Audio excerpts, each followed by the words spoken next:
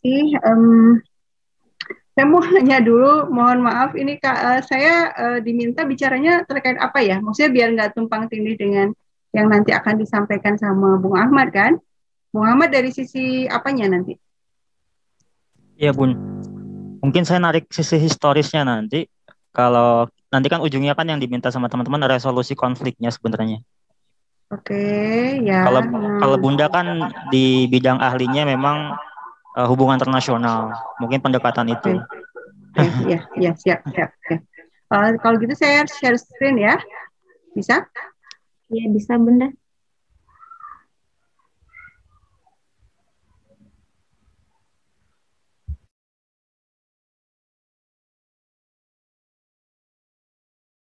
Sudah terlihat?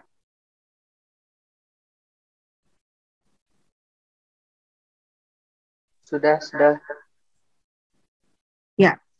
Yang ingin saya sampaikan adalah penjelasan singkat akar konflik pendudukan Israel. Akar konfliknya itu apa gitu ya? Karena banyak versi kan, ada yang mengatakan ini agama, ini apa macam-macam lah ya. Tapi yang ingin saya sampaikan adalah akar konflik di sana itu adalah pendudukan Israel di Palestina.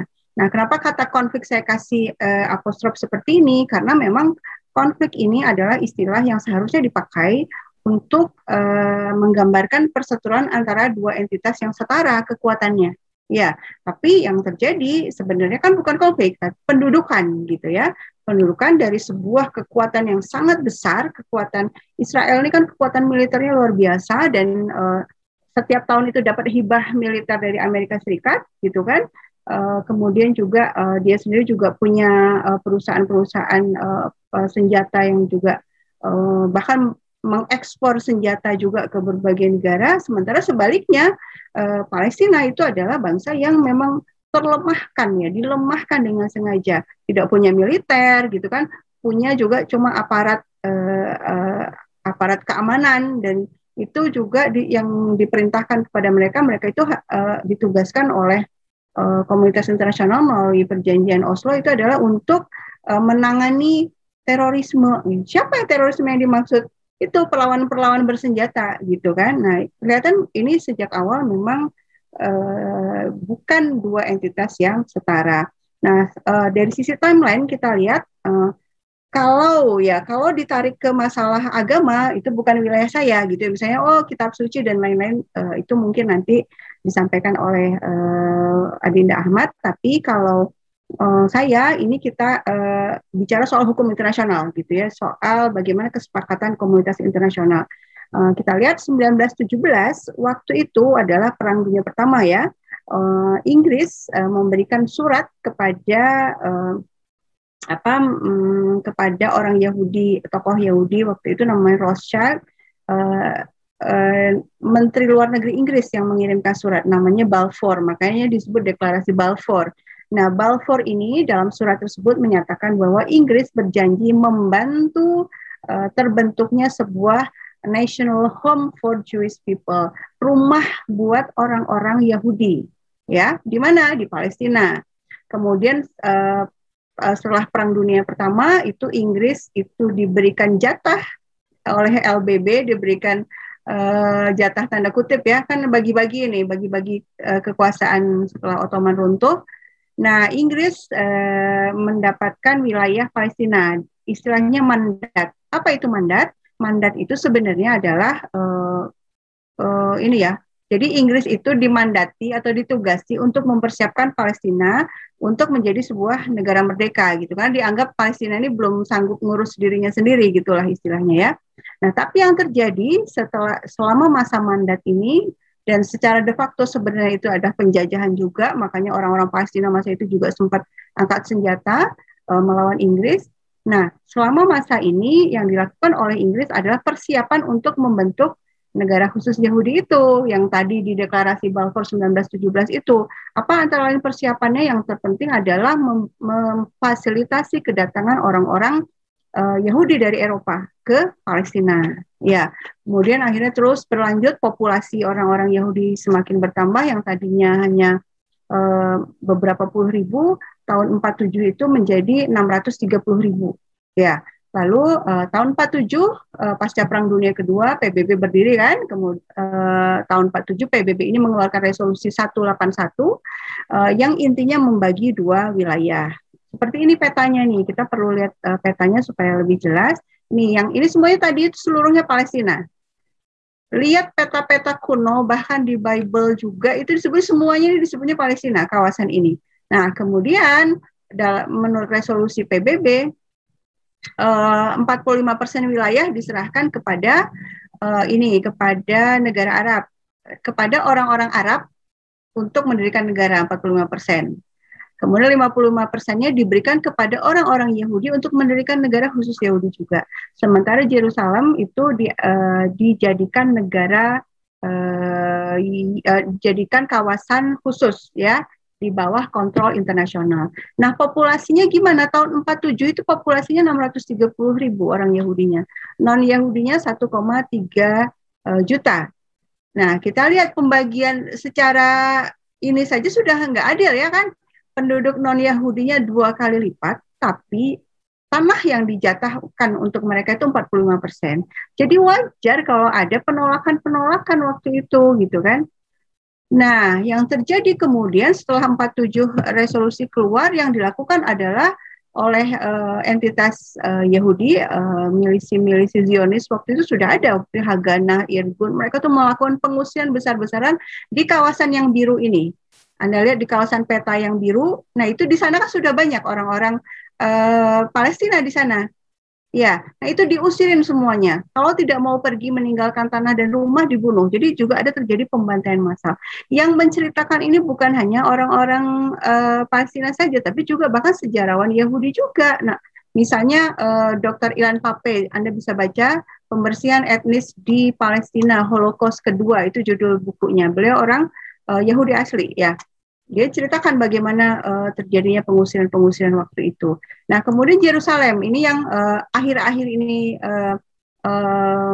mendapatkan perhatian luas. Apa sih sebenarnya terjadi di Yerusalem? Di Yerusalem itu sebetulnya statusnya adalah corpus separatum, jadi daerah yang terpisah. Jadi bukan milik negara Arab, bukan milik negara Yahudi, tapi terpisah dan seharusnya itu tidak ada militer, netral, dan dikelola oleh Dewan Perwalian yang berafiliasi dengan PBB. Tapi ini tidak terjadi. Kenapa tidak terrealisasi?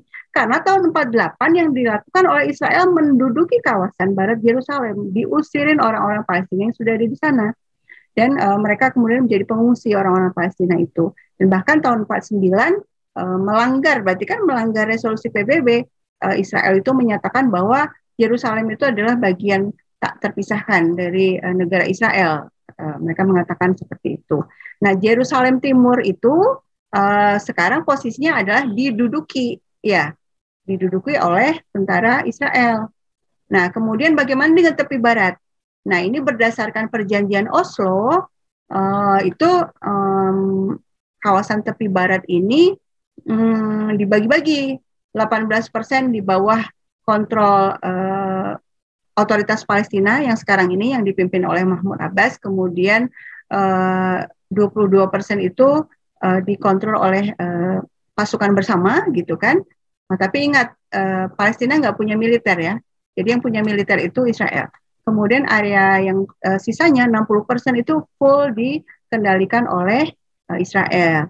Nah, ini yang jadi permasalahan besar yang menghambat upaya resolusi, karena kita mau bicara soal resolusi ya.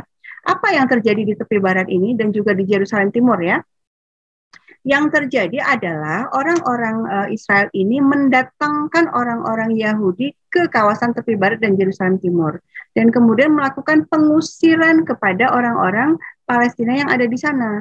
Anda lihat di peta ini, ya, tepi barat tuh kayak gini nih, yang hijau kayak pulau-pulau kecil itu yang ditinggali oleh orang-orang Palestina. Lalu di sela-sela pulau-pulau kecil hijau itu ada yang merah-merah. Anda bisa lihat kan? Nah, itu adalah permukiman ilegal Yahudi. Kenapa kok ilegal? Karena melanggar Konvensi Jenewa. Konvensi Jenewa mengatakan kekuatan pendudukan, occupying power gitu ya, dalam hal ini Israel, itu tidak boleh melakukan transfer kedaulatan, nggak boleh memindahkan penduduknya sendiri ke kawasan pendudukan, tapi ini justru yang dilakukan oleh oleh Israel, yaitu mendatangkan orang-orang Yahudi dari berbagai penjuru dunia, terutama dari Amerika Serikat, didatangkan untuk tinggal di tepi barat. Jadi yang merah-merah itu permukiman-permukiman khusus Yahudi. Jadi orang-orang Palestina dari satu kampung ke kampung lain itu tuh harus minta izin dulu ke militer Israel. Ya, bahkan mau pergi kerja juga harus minta izin dulu lewat posko-posko militer dulu, bayangkan. Ya, seperti apa negara yang di tengah-tengahnya gitu ya, ada perkampungan-perkampungan khusus untuk orang-orang negara lain gitu. Dan bahkan jalannya pun ada jalan khusus. Oh, ini jalan khusus Yahudi, nggak boleh dilewatin oleh orang-orang Palestina. Ya, jadi ini ada pelanggaran besar-besaran terhadap Konvensi Jenewa. Nah, kemudian Konvensi Jenewa juga mengatakan bahwa hak properti di bawah kedudukan itu harus dilindungi.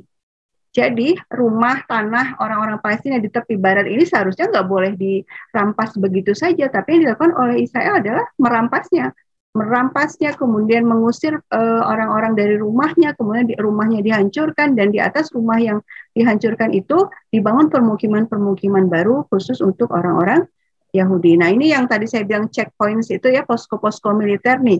Ada banyak sekali posko-posko militer yang tersebar di seluruh tepi barat yang itu menghambat secara sengaja lalu lalang orang-orang Palestina. Jadi bahkan mau ke rumah sakit misalnya itu juga kadang diizinkan, kadang enggak. Dan banyak kejadian kematian di perbatasan karena enggak boleh lewat. Ya.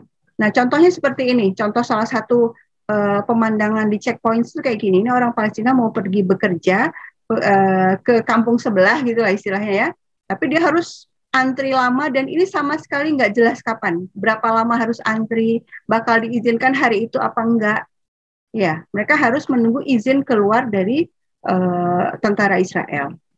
Nah, kemudian jumlah orang-orang yang didatangkan itu, jumlah orang-orang Yahudi itu, settler ini, pemukim ini, itu dari tahun ke tahun terus nambah. Lihat itu grafiknya terus naik terus kan angkanya. Saat ini ada 683.553 pemukim Yahudi yang menduduki wilayah orang Palestina.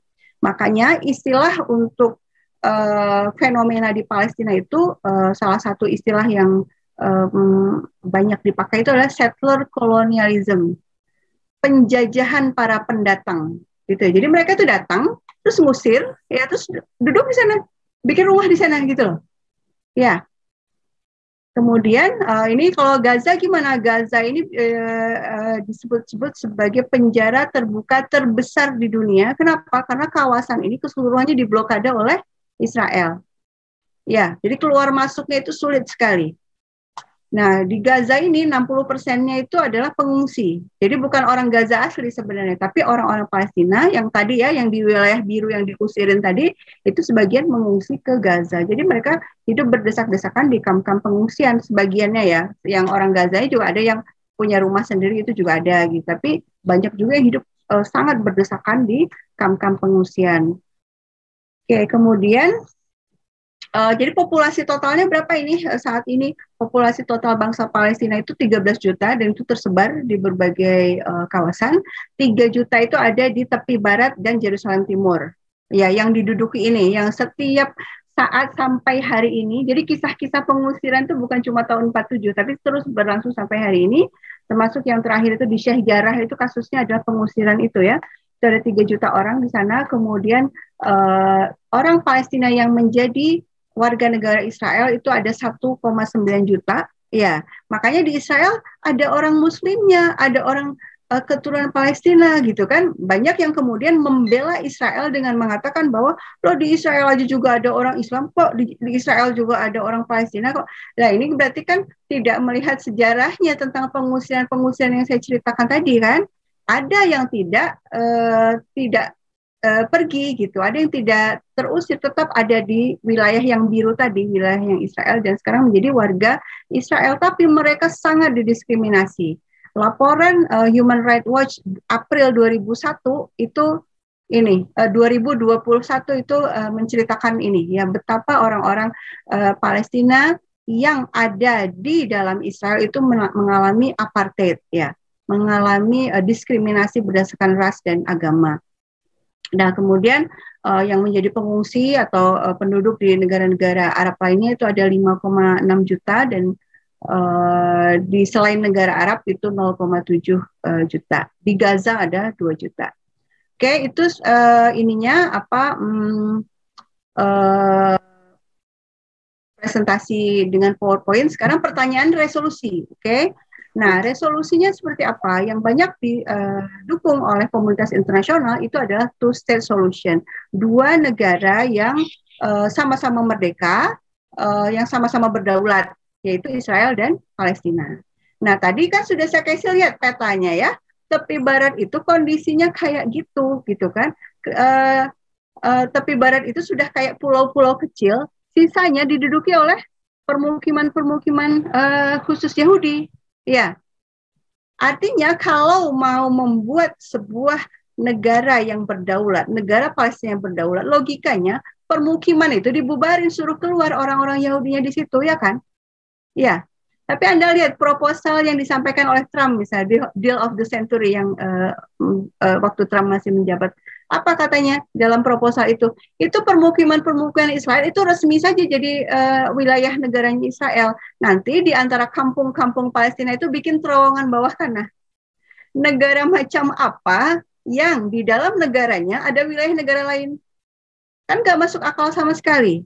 Iya, makanya resolusi two-state solution in tawaran two-state solution ini terasa sulit banget diwujudkan ketika itikat dari Israel itu tidak tampak, itikat baiknya nggak nampak sama sekali. Yang dilakukan terus saja merampasi rumah-rumah orang Palestina di tepi barat di Yerusalem Timur, gitu kan? Nah, jadi makanya banyak yang mengatakan bahwa omong kosong saja ini two-state solution ini, gitu kan? Nah, tapi tentu saja secara resmi misalnya pemerintah Indonesia masih mendukung two-state solution gitu ya. Gimana ini caranya ya? Israelnya harus ditekan untuk menghentikan permukiman. Kemudian juga itu kan permukimannya ilegal, artinya secara hukum internasional itu ilegal. Resolusi-resolusi PBB sudah banyak yang keluar menyatakan itu illegal settlement. Nah, harusnya berarti mereka harus keluar. Nah, itu yang jalan keluar yang jadi sebelum ada kata damai itu dulu dibereskan seharusnya ya. Ini orang ngomong perdamaian, tapi akar masalahnya nggak diselesaikan. Yang pendudukan ini gitu kan nggak diselesaikan. Nah kemudian pengungsi yang tadi itu ada 7 juta lebih orang Palestina yang menjadi pengungsi di berbagai wilayah. Nah itu kan juga harus dikembalikan hak-haknya. Resolusi PBB tahun 49 nomor 194 itu sudah menyatakan bahwa orang-orang Palestina yang mengungsi itu berhak untuk kembali ke tanah dan rumah mereka yang sekarang sudah diduduki oleh Israel, sudah direbut oleh Israel. Kalau tidak kembali, mereka berhak untuk mendapatkan ganti rugi. Nah, kembali urusannya sama Israel lagi kan, itikannya Israel harusnya dia melaksanakan resolusi ini, oke? Resolusi PBB ini. Jadi upaya untuk menyelesaikan masalah ini ada sebenarnya kuncinya ada di Amerika Serikat dan Israel. Mereka tuh harusnya menaati hukum internasional, menaati resolusi-resolusi PBB yang sudah dikeluarkan. Tapi kan Israel tidak pernah mau melakukannya dan Amerika terus melindunginya. Ya, jadi Amerika itu juga memang aktor kunci juga. Amerika itu kenapa kok sampai sekarang tidak beres-beres masalah ini ya karena terus ada perlindungan terhadap Israel dari Amerika Serikat. Dan Amerika Serikat kita tahu memang negara superpower, dia bisa menekan negara-negara lainnya. Bahkan misalnya Iran dan Suriah yang berani membela Palestina, berani memberikan logistik ya persenjataan kepada para pejuang Palestina itu kan diembargo ya. Suriah diembargo, Iran diembargo, bahkan Suriah juga selama 10 tahun itu mengalami upaya penggulingan rezimnya. Sebenarnya itu tujuan utamanya adalah menggulingkan rezim atau pemerintahan yang selama ini mendukung Palestina. Sebenarnya tujuan awalnya itu, aslinya tujuannya itu, cuma kan di publik itu terlalu banyak misinformasi soal ini. Kemudian jalan keluar lainnya apa? Sebenarnya sudah ada juga tawaran-tawaran lainnya. Jadi misalnya one state solution, tapi one state solutionnya itu bukan ala Israel. Israel itu kan sebenarnya pengennya one state. Tapi seluruhnya jadi Israel gitu kan. Seluruhnya jadi Israel yang diinginkan oleh orang Israel ini. Nah, tapi ada juga sebagian pemikir dan pengamat internasional yang menyatakan atau menawarkan one state solution di mana rezim Zionisnya dibubarkan dulu. Karena rezim Zionis ini kan yang berkeras terus melakukan kejahatan kemanusiaan. Rezim Zionisnya dibubarkan dan kemudian dilakukan referendum, dibentuk pemerintahan bersama gitu kan, yang demokratis, yang mengembalikan hak-hak orang yang sudah terusir. Ya itu mungkin sebagai awalan ya, nanti kita lanjutkan dalam sesi diskusi. Terima kasih.